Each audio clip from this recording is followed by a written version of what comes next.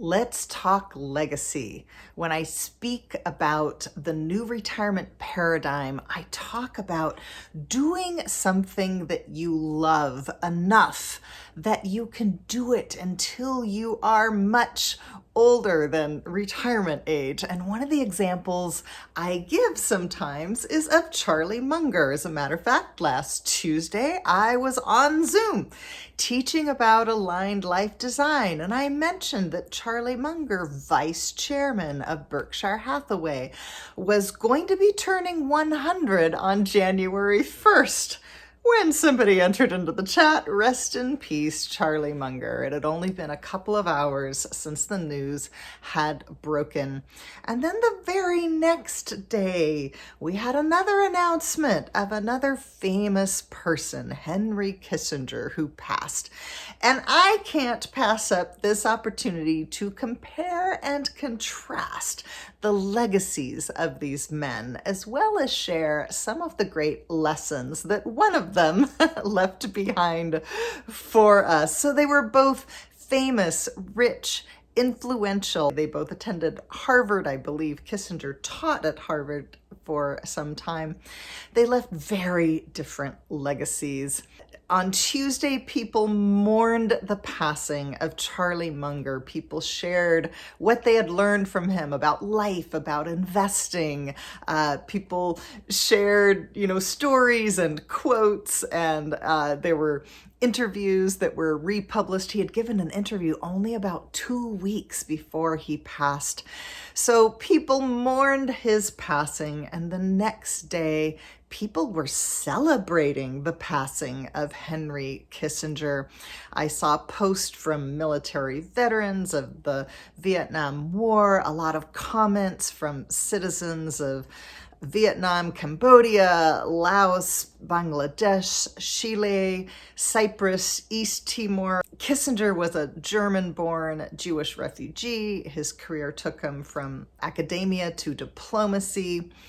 And, he was a very influential figure. At one point, he won the Nobel Peace Prize, which was, quite controversial because at the same time, he is also seen by many as being responsible for the deaths of 3 to 4 million people, many of them with brown skin, many of them, poor people living in countries that did not have as much power as the United States. So his legacy is one to many. Now, there are people who do respect and admire Kissinger for certain reasons, but he is widely regarded by both people on the right and the left as a war criminal.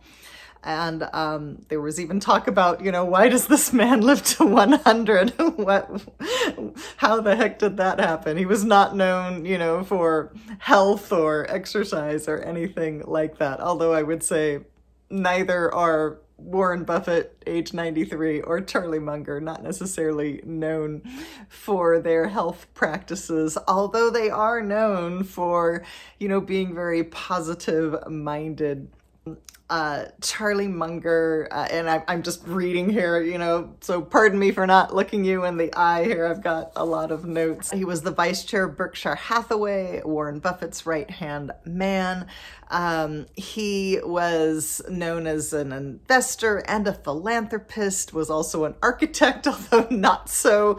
Little disagreement on whether that was his gift or not. He gave away hundreds of millions of dollars to educational institutions, colleges, prep schools. One of the colleges, he insisted that some of the money be used to build a building that he had designed, which earned the nickname Dormzilla because it did not have windows in the rooms.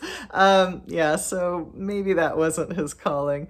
But he was also a real estate attorney. That was how he got his start. Publisher of the Daily Journal, a member of the Costco board, very, a big advocate of the Costco business, chairman and CEO of Wesco Financial until his 80s, from 1984 to 2011. author of Poor Charlie's Almanac, which was his wit and wisdom. And he was less than 5 weeks from turning 100 when he passed. In a 2019 interview with Becky Quick, he was asked his secret to a long and happy life, and he answered immediately. He said, "It's easy because it's so simple. You don't have a lot of envy. You don't have a lot of resentment. You don't overspend your income. You stay cheerful in spite of your troubles. You deal with reliable people, and you do what you're supposed to do. And all these simple rules will work so well to make your life better." He went on to say, and they're so simple, they're so trite. And he said further about staying cheerful because it's a wise thing to do. Is that so hard? And can you be cheerful when you're absolutely mired in deep hatred and resentment? Of course you can't. So why would you take it on? He made his fortune on his own before becoming vice chair of Warren Buffett's Berkshire Hathaway. He never built up the wealth that Warren did, partly because he gave away a lot of his money earlier in life, whereas Warren Buffett kept it compounding and did not begin giving it away. Actually, a whole lot of Warren's wealth will be given away upon his death.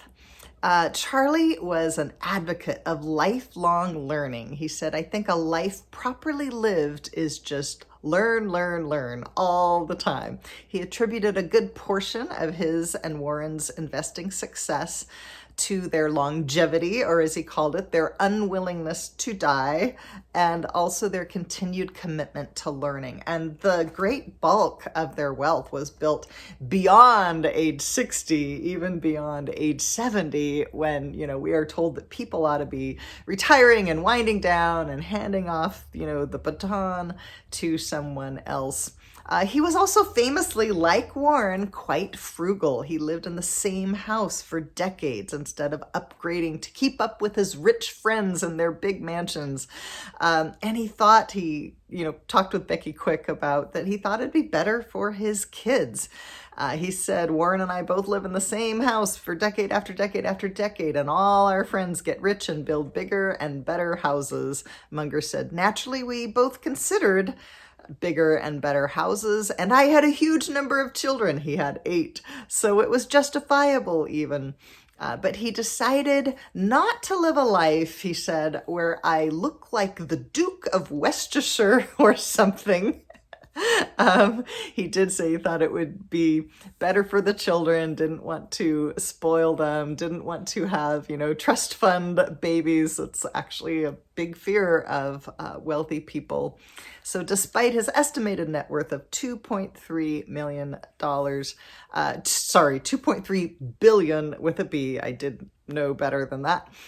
He lived modestly and drove his own car, famously had very few, if any, disagreements with Warren Buffett, although several years ago in the annual shareholder meeting, they had gotten rid of a company plane and they had bought a used jet for something like $7 million. Warren Buffett joked that Charlie Munger's idea of traveling in style was an air-conditioned bus because he was not in favor of buying the jet, even though, the fortunes they had built were quite substantial. They were both very careful with their money. So he gave 3 rules for success in life. He said, 1, don't sell anything you wouldn't buy yourself. And he spoke about the golden rule. And he said that there's a huge pleasure in life to be obtained from getting deserved trust. Reputation and integrity are your most valuable assets and can be lost in a heartbeat. Second rule, don't work for anyone you don't respect and admire. Of course, he worked with Warren Buffett and they became famous best friends for a lifetime. But he talked about, how tricky it is to work for authority figures who have some control over you and your income. And number 3, very similar, working with people that you enjoy. You don't just respect and admire them, but you enjoy them. And he spoke of he wanted to be the kind of person that would deserve working with the best people. He spoke of being incredibly fortunate to have lived those 3 rules along with Warren Buffett. Some of his more famous investments were See's Candy. See's Candies turned out to be a great investment for the company. And even though he was a much older man and he never understood or got Bitcoin, he was a very vocal critic of cryptocurrency. He called it rat poison. I don't know that how history will see cryptocurrency yet. Who knows? He might have been right about that. But he did go to China and was on board with BYD is the stock. It was a Chinese electric vehicle maker. And in China, it's really Tesla's largest competitor was BYD, and Berkshire Hathaway gave them a very significant investment. That investment over the period of about 15 years grew to 10 times the size of the investment. So big win for Charlie Munger, and showed a lot of vision in where the economy was going, what was happening in the automotive industry. I may do another, there's all kinds of investment wisdom from Charlie Munger, and I'm not going to get into that. He was hilarious. He also talked, and this was funny about architecture, that he, one of the reasons he insisted on one of his own designs to be used, and this one actually made sense. He said, anytime you go to a football game or a function, there's a huge line outside the women's bathroom. Who doesn't know that they pee in a different way than the men? He told this to the Wall Street Journal in 2019. What kind of an idiot would make the men's bathroom and the women's bathroom the same size? The answer is a normal architect. So he just was somebody who said what he thought and was well respected by many people. And it really gives, seeing the contrast and how Henry Kissinger's death is spoken about, Charlie Munger's death is spoken about, really drives home some of the questions I've been asking my own students of, what is important to you? What will people say about you when you're gone? What's the mark that you want to leave behind, and the work that you truly enjoy doing? Those are the conversations, as well as many others, that we have in the Retirement Revival in 2024. That's going to be re-released, I believe, in a little different format, the new retirement roadmap. And right now, I'm going to include a link in the comments where, if you want to be alerted to my forthcoming book, The New Retirement Paradigm, you can get on the wait list for that. I may actually be floating a PDF of an early, like a first draft out there for feedback before I complete it and edit it and get it up on Amazon, which will probably take a few more months. Sign up. It's free to sign up on the wait list for that. Check out the pinned comment. And we'll leave you with that question. What legacy will you leave? What do you want people to say about you? What difference do you want to make? And with that, I will say, rest in peace, Charlie, and to you, Henry, good riddance. Bye-bye.